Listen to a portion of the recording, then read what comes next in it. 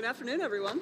My name is Lauren Heitzman. I'm a sixth-term Inside Wire apprentice and an employee of O'Neill Electric. I'm a proud member of the IBEW Local 48 here in Portland.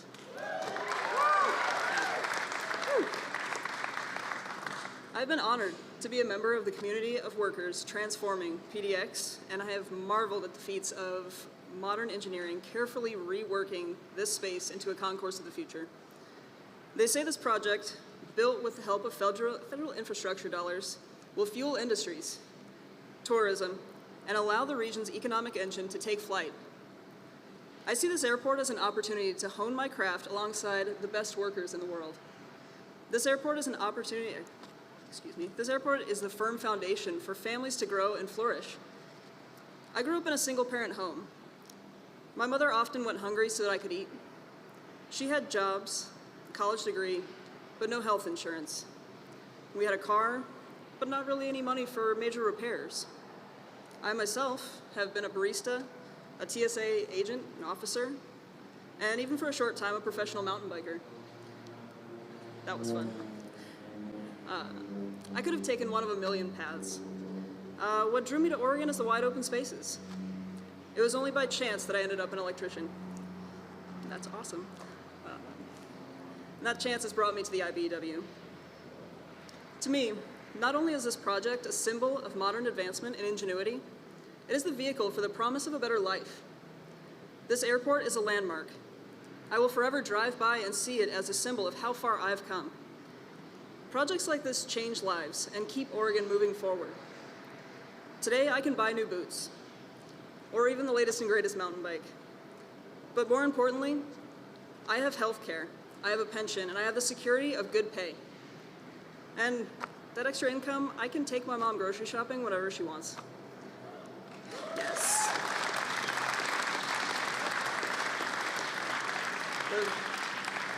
The financial security that I have to take care of my family is what's important, and that's what this job means to me.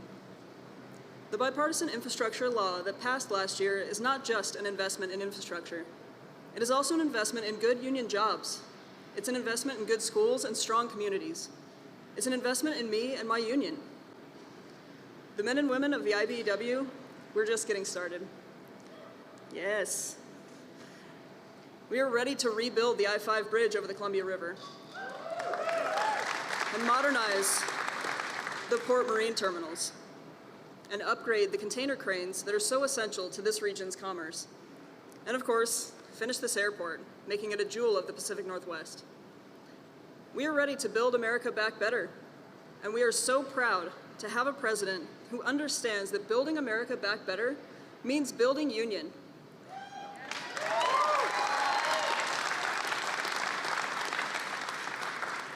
And now, it is my absolute honor to introduce you to the President of the United States, President Joe Biden.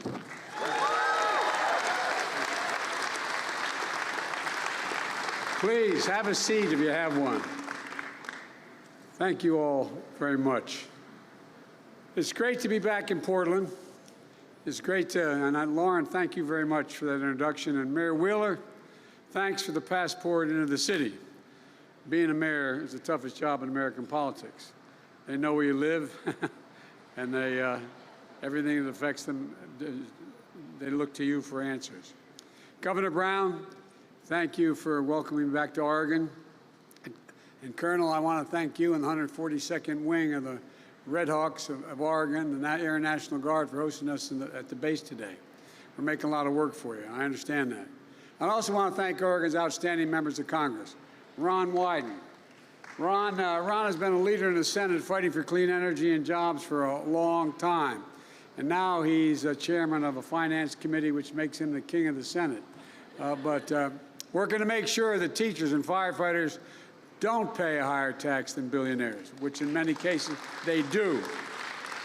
We're going to get it done, Ron. We're going to get it done. And Senator Jeff Merkley, a leader on climate and foreign policy. And, you know, we've been together, put together this bipartisan infrastructure bill. Jeff was a key leader in getting that done. He made sure it included the money for wildfire prevention, help prevent and respond to fires like the thousands that burned 500,000 acres across Oregon last year. all those major fires that took place since I've been in office with FEMA. I've been in a helicopter from Northern California to these across the Northwest and into the state of Idaho. It's just devastating what's happened, what continues to happen. And Congressman Pete DeFazio, chair of the Transportation Committee.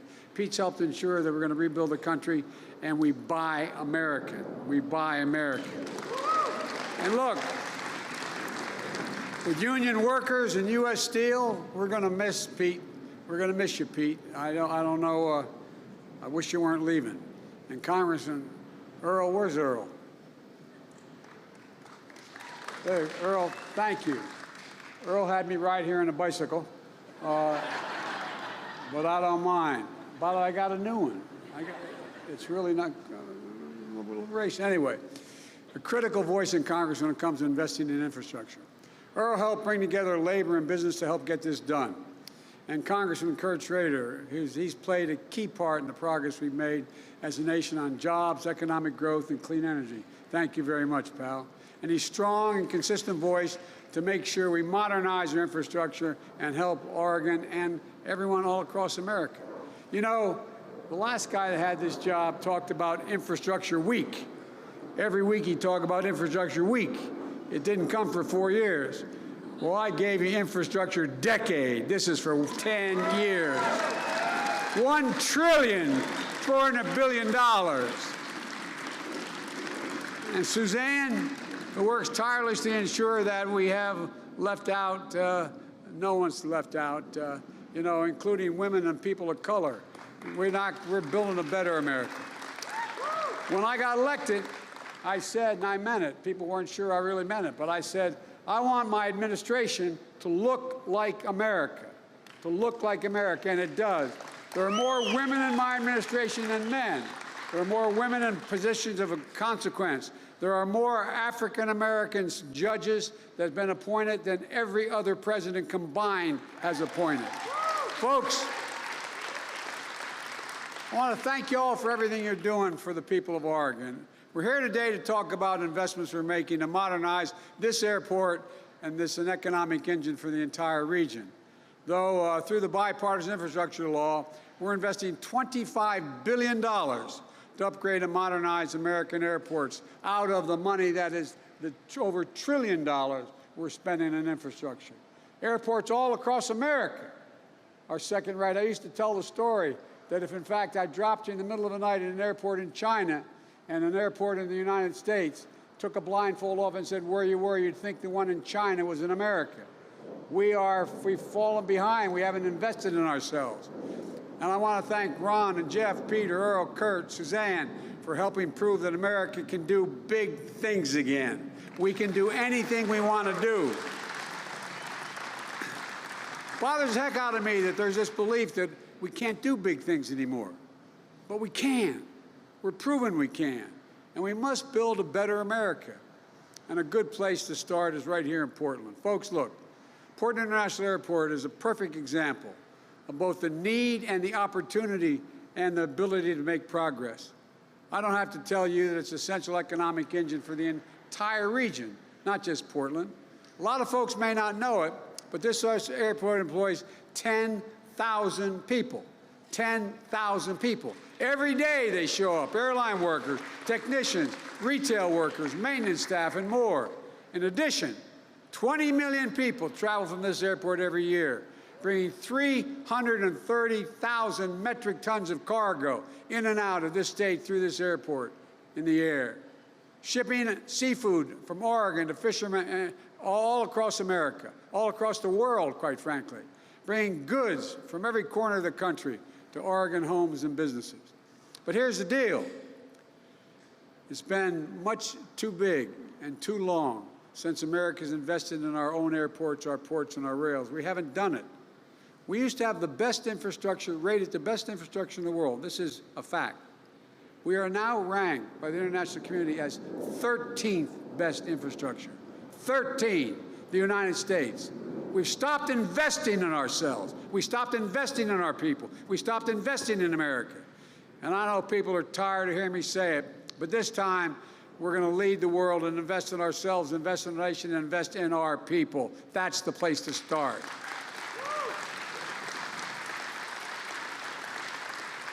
People kind of forget it. America invented modern aviation. But like I said, we've allowed our airports to lag far behind our competitors. I remember when I was vice president, I was flying into New York to make a speech, and I landed in New York in Air Force Two in LaGuardia Airport. As I was walking through the terminal to get out to the vehicles, there was a sign on an escalator going to one of the gates saying that out of order, fixed in 2 months. Not a joke. The United States of America, one of the leading cities in the world, and it had a sign saying the escalator to the gate would take 2 months to be fixed. At that time, I said it took the average person, dropped them off, as I said, in LaGuardia or anywhere else, they'd wonder where in God's name they were. But look, they probably think they weren't in America if they didn't know better.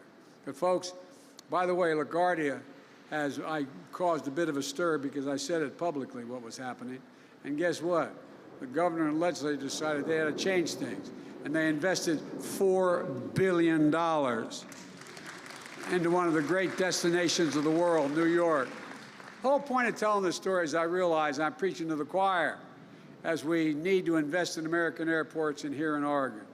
As I said earlier, through the bipartisan infrastructure bill, which I might add, I wrote the original one with my own paw. I wrote it, sat down and wrote it, because I was convinced there was no other answer other than begin to invest in our country again. And we're investing $25 billion this year to modernize American airports all across this country and across this state, not just here. That includes $211 million this year in Oregon, $42 million being delivered this year alone, not just to modernize PDX, but for 50 additional airports across Oregon, because you got more than one, as you all know. And that's in addition to the $20 million we invested in PDX last year. Look, here's just some of what this investment will do. First, thanks to Ron Wyden and Jeff Merkley and Earl, excuse me. I know. You can call me Biden, Joe Biden. Helping deliver a more resilient state-of-the-art runway. You know, I don't have to tell you, anyone here in Oregon, it sits on a major earthquake zone.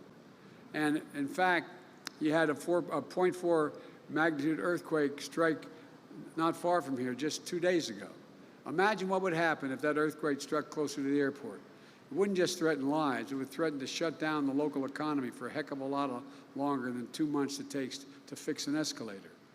Folks, but your senators and congressmen are looking out for you. They fought to dedicate $3.75 million in the last month's omnibus bill to build a resilient runway here at PDX. The project is being modeled on the engineering of an airport that I happened to visit in Japan that remained operational in the face of a devastating earthquake and tsunami in 2011, successfully evacuating families and moving life-saving supplies because their runway was resilient. It was built resilient in the first place. Best of all, extensive research shows that every dollar we invest in our resilience of your runway will save $50 down the road by keeping this airport operational, safe, and efficient. But that's not all we're doing. You're in the midst of a $2 billion renovation to build a cutting-edge main terminal. I just saw an incredible components of that terminal being constructed. 392,000 square feet of roof being built out of what's known as mass timber, advanced engineering, wood design that you're pioneering right here in Oregon. And it won't just stay in Oregon. Almost every single piece of wood being used was substantially harvested from local forests. You can point to any beam, and the folks building it can tell you where it came from. Best of all, this project will support more than 1,250 good-paying jobs constructing the terminal. Over 95% of the construction is being done by union workers. Union.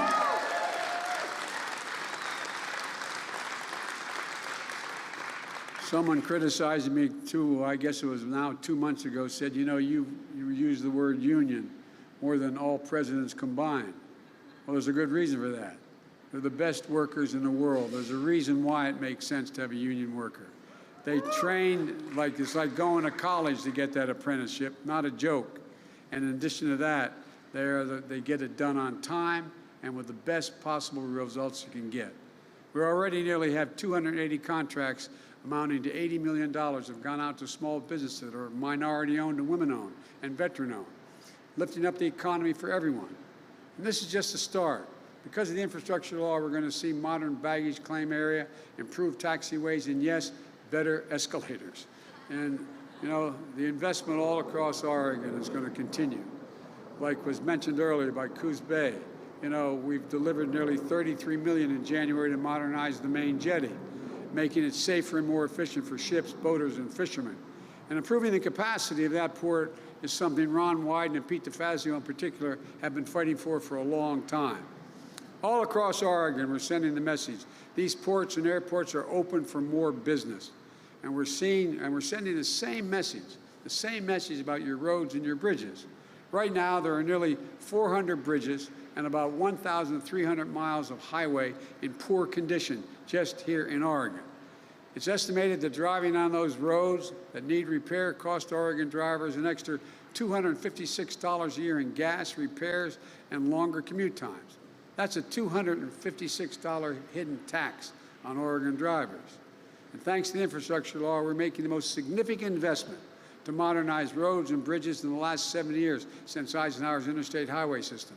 This year alone, we're delivering $662 million to fix roads and bridges in Oregon, plus an additional $53 million in dedicated funding for bridges. We're also going to start replacing 100% of the lead pipes and water lines that go into homes and schools in this country. You've got an estimated 14,000 lead service lines here in Oregon. Because of the infrastructure law, we're getting rid of the poisonous pipes and delivering $92 million to Oregon this year to provide clean and safe water. Because every American, every child should be able to turn on a faucet, drink water that's clean, and also create thousands of good-paying jobs for plumbers and pipe fitters in the process. Folks, Ron and Jeff and Earl and Kurt and Suzanne, we all share a core belief that high-speed internet is essential to success in the 21st century.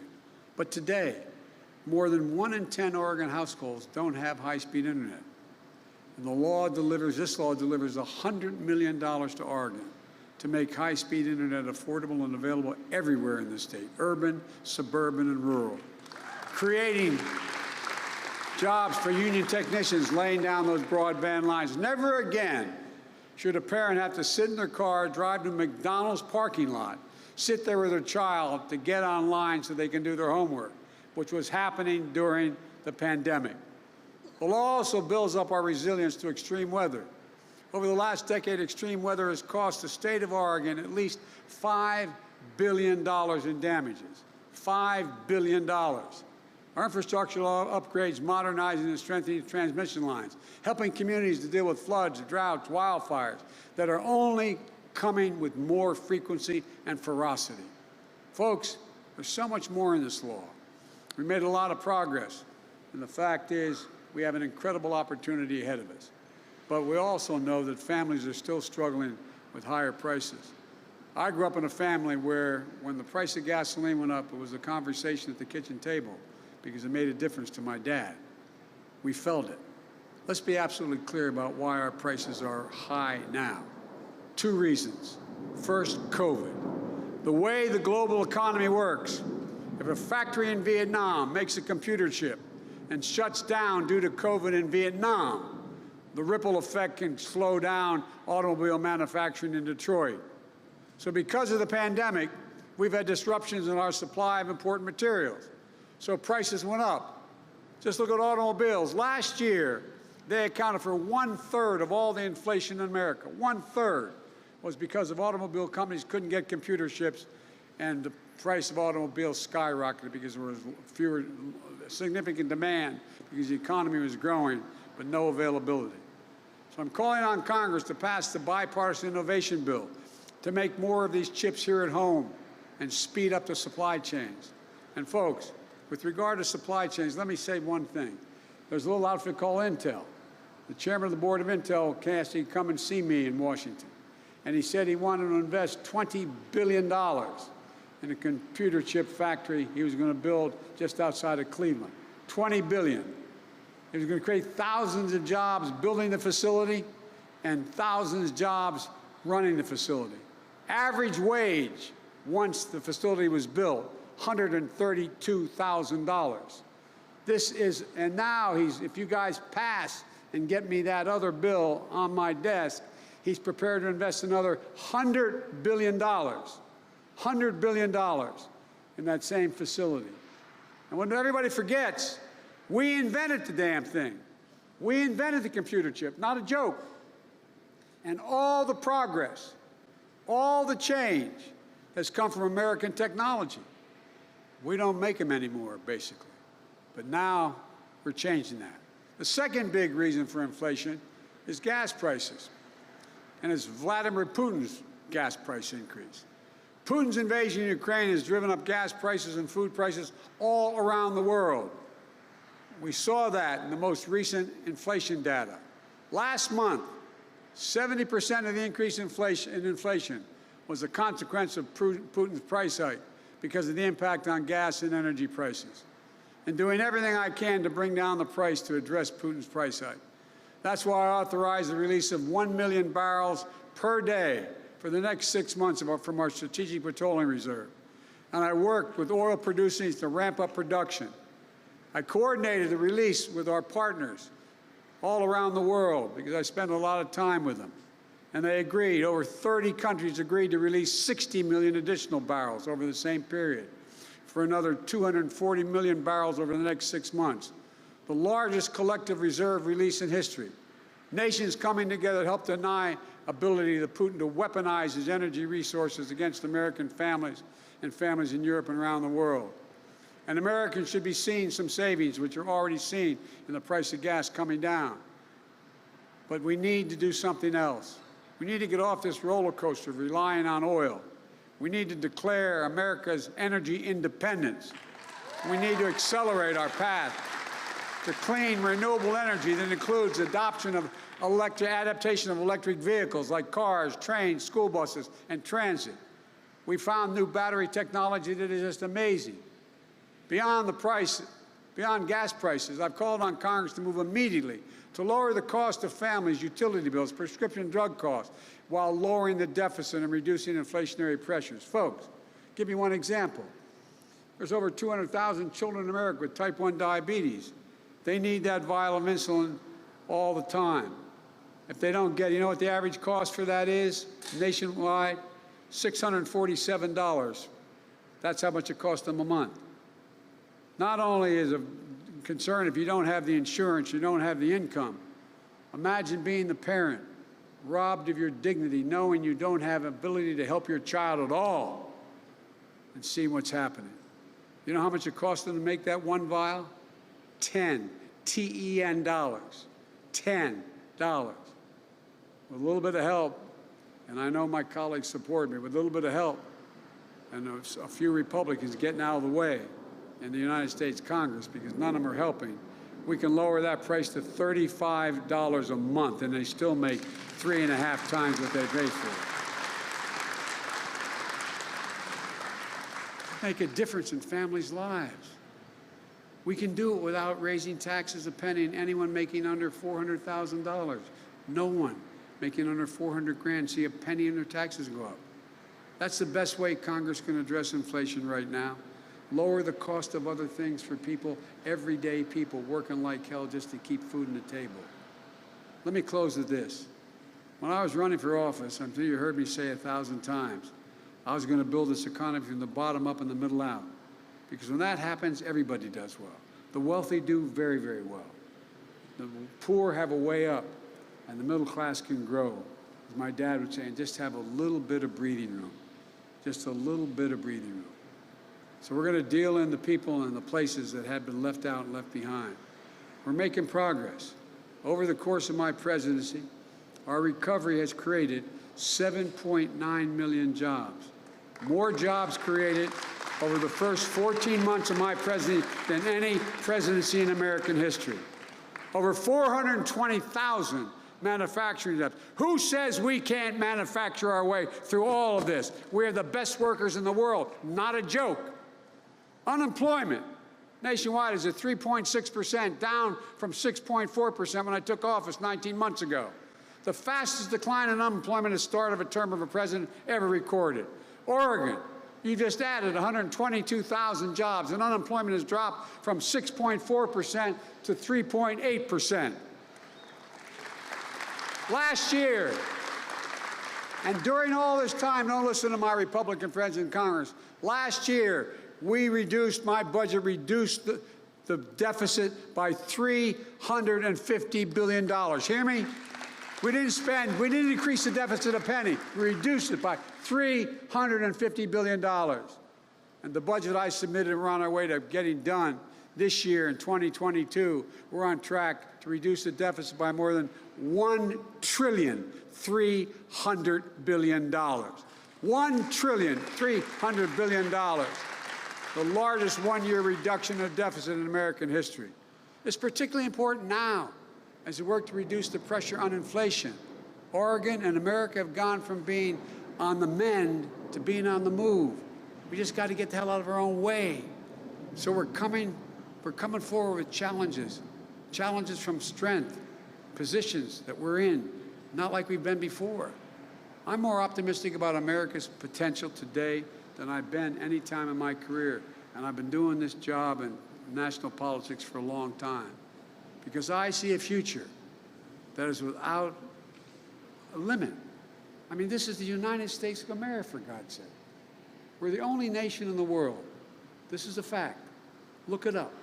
The only nation in the world that's come out of every crisis stronger than when we went into the crisis. Stronger. Every single time.